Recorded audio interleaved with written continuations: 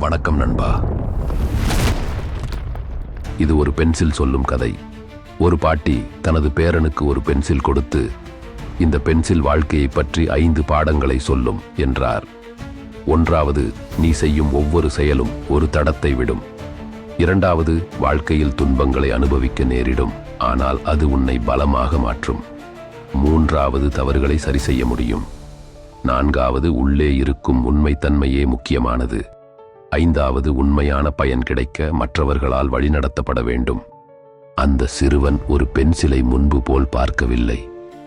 என் அருமை நண்பா, இந்த கதையிலிருந்து நீங்கள் தெரிந்து கொள்ள வேண்டியது, நம் வாழ்க்கை எளிய விஷயங்களில் பாடங்களை கற்றுக் கொடுக்கும். முக்கியமானது நாம் அதை எப்படி பயன்படுத்துகிறோம் என்பதே. மேலும் இதுபோல கதைகளுக்கு ஜாக்ஸ்டின் க்ளோ சேனலை சப்ஸ்கிரைப் பண்ணிக்கிடுங்க.